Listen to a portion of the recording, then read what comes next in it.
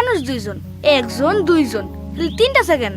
আমারে অত গুণা শিখাইতে হবে না, আমাদের সাথে আরো একজন আছে। কেডা? ভূত, অদৃশ্য। সেও চা খায়, চিনি একটু বেশি খায়। দে।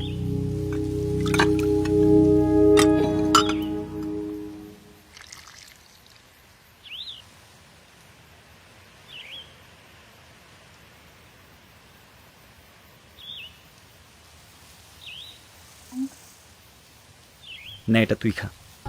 আমাদের ভূতটা চলে গেছে, ওর ভূত পান্ডায় রিকোয়েস্ট আসছে, তো ও আবার ভূতদের জগতে খাবার ডেলিভারি করে, খাবার দিতে গেছে। কিরে, তুই পড়াশোনা করিস না? আমার দিয়ে পড়াশোনা হইব না ভাইয়া, আমার জীবন অনেক কঠিন। Life is very hard. Tithi, আমার একটা স্বপ্ন কি জানো? কি? এরকম খোলা একটা প্রান্তর হবে, যেখানে অঝোর ধারায় তুষার পড়তে থাকবে, পেজা তুলোর মতো তুষার, যেটা গায়ে পড়েও মিলিয়ে যাবে না। একদম ধপধপে সাদা হয়ে যাবে প্রকৃতি, আর আমি সেখানে 2 হাত ছড়িয়ে দাঁড়িয়ে থাকবো, চুপচাপ। চিমটি। এটা তো আমারও স্বপ্ন, আমার খুব ইচ্ছা তুষারপাত দেখার নিজ চোখে, কিন্তু মনে হয় না বাংলাদেশে কখনো পসিবল হবে। এখনই তুষার পড়া দরকার। কেন? যেই জুড়ে চিমটি কাটছো, বরফ দেওয়া উচিত। সরি।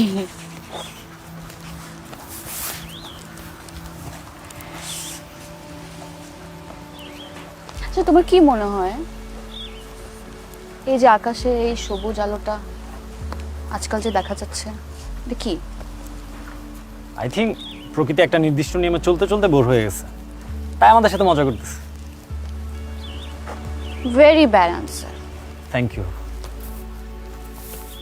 ও হ্যাঁ, তোমাকে যেই জন্য ডাকছি সেটাই তো বলা হয় নাই, আই মিন দেয়া হয় নাই।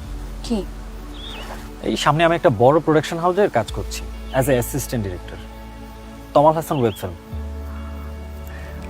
ইয়া, সেখানে একটা ইম্পর্টেন্ট ক্যারেক্টারে আমি তোমার নাম সাজেস্ট করেছি, বাট তোমাকে অডিশন দিতে হবে। আমি স্ক্রিপ্ট নিয়ে আসছি, স্ক্রিপ্টটা দিচ্ছি তোমাকে, তুমি হচ্ছে স্ক্রিপ্টটা পড়ে রিহার্সাল করে নিজের মতো করে রেডি হয়ে যাও। ক্যারেক্টারটা তোমাকে পেতেই হবে।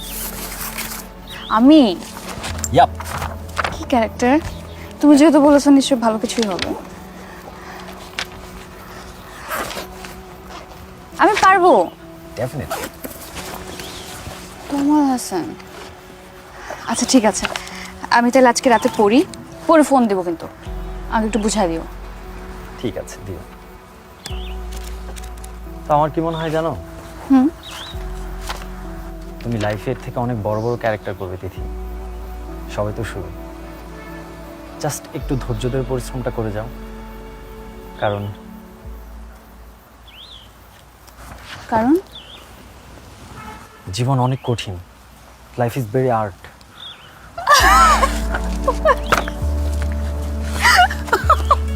Life is very art. Very art. Very art.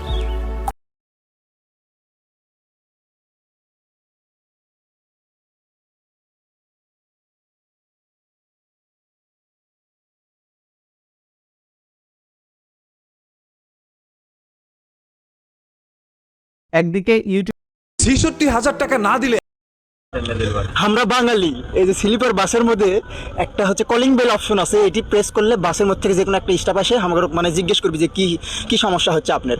আমরা বাঙালি, কলিং বেল চাপে না বিরক্ত কর্ম, দেখি তারা বিরক্ত হয় কিনা, দেখি কলিং বেল চাপা যাক।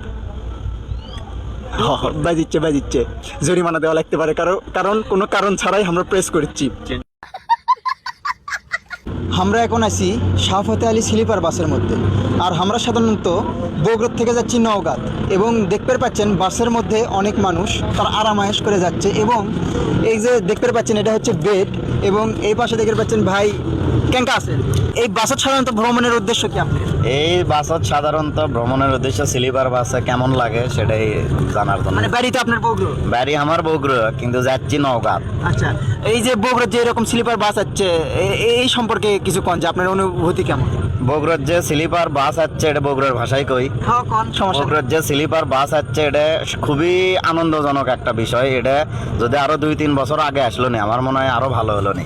বগুড়া এটা ডিজার্ভ করে যে এরকম বাস বগুড়ার চলুক। এটা খুবই ভালো, আনন্দদায়ক, এবং এটা হওয়া উচিত ছিল, সেটাই হচ্ছে। মোটামুটি বগুড়াবাসী করছে যে এটাই হচ্ছে আমাদের বিমানবন্দর আছে কিন্তু বিমান নাই। এটা কোনো অংশেই ভুল বলেনি, কারণ আমি গাড়ির চড়ে যাচ্ছি, আমার মনেই হচ্ছে না আমি গাড়িতে আছি। এখন পর্যন্ত একটা দোল খেলাম না যে এদিক ওদিক হবো, মানে বসে আছি তো বসে আছি, অন্যরকম ফিল। আচ্ছা, আপনার মেলাটি ধন্যবাদ। দেখেন বগুড়াবাসী কিন্তু আসলে অনেক এরকম একটা বাস, মানে বগুড়া থেকে কক্সবাজার ভ্রমণ করা যায়। ভাই আসসালামু আলাইকুম। কেন বিল বাজাচ্ছিস? ভাই দেখেছি একবারে বেডে মানে ঘুমের কি ডিস্টার্ব করেন নাকি? না, কোনটি যাওয়া হচ্ছে? সাধারণত নওগাঁ যাচ্ছে আপাতত। কোনটি থেকে যাচ্ছে? সঞ্জু মানে বগুড়া থেকে নওগাঁ যাচ্ছে। এটা হচ্ছে সাধারণত সিঙ্গেল বেড। দেখেছি কিরকম ট্রায়াল দিচ্ছি, ভালো লাগলো নওগাঁ থেকে। কেঙ্কা লাগিচ্ছে বেডত, কেঙ্কা লাগিচ্ছে? আমার খুবই ভালো লেগেছে। আচ্ছা, আপনার বাড়ি কোনটি সাধারণত?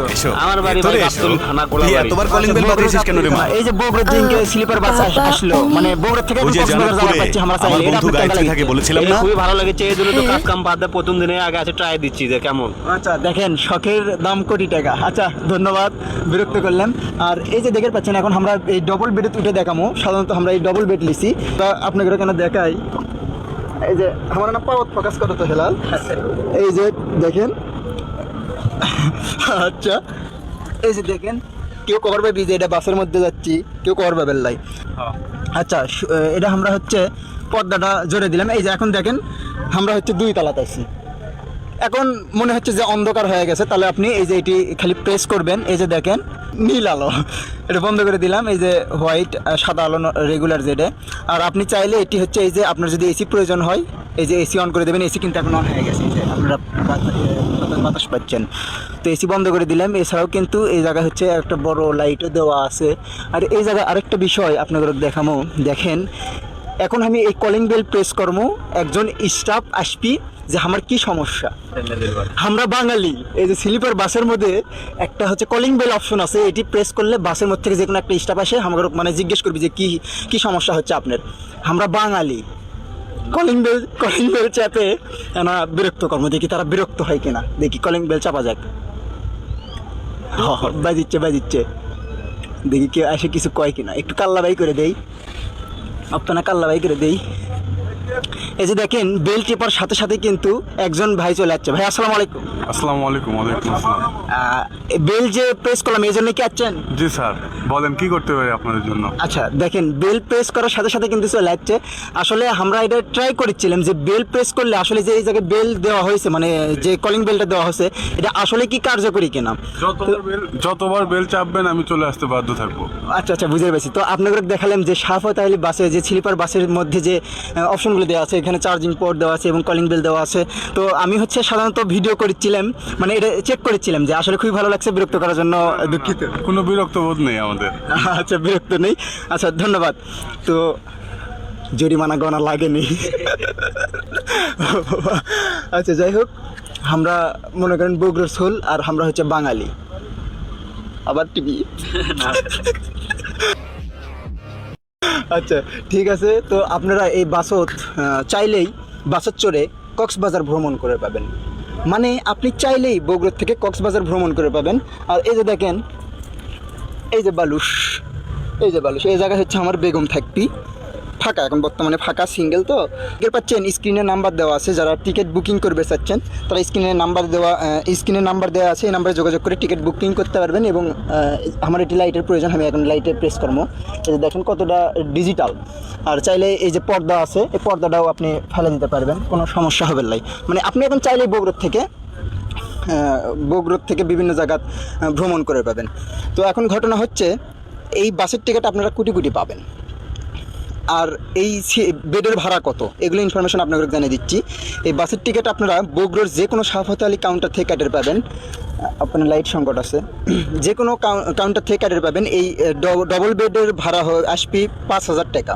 মানে বগুড়া থেকে কক্সবাজার 5,000 টাকা, এবং সিঙ্গেল যে সিটটা আছে এই যে এই মোড়ে যে সিটটা দেখে পাচ্ছেন, মানে বসে থেকে যাওয়ার যেটা, মানে বসে থেকে যাওয়াটাও আমার কাছে বসে থাকা মনে হয়নি।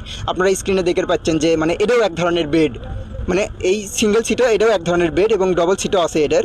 তো এখন আমি যে বেডেত আছি এটার ভাড়া যদি আপনি বগুড়া থেকে কক্সবাজার যাবার চান তাহলে এটার ভাড়া পড়বে আপনার 5,000 টাকা, এবং এর সিঙ্গেল বেড আছে এই পাশে সিঙ্গেল বেড দেখে পাচ্ছেন, এই সিঙ্গেল বেডের ভাড়া পড়বে আপনার মাত্র 2,500 টাকা।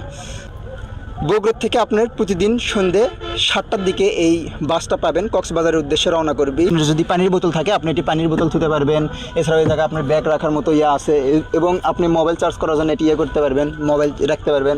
এছাড়া আপনার এটি যদি শার্ট ধোয়ার প্রয়োজন পড়ে শার্ট ধুবেন। আর এইগুলো যে বালুশের কোয়ালিটি একদম সফট, একদম সফট মানে সফট। আর এই বেডগুলো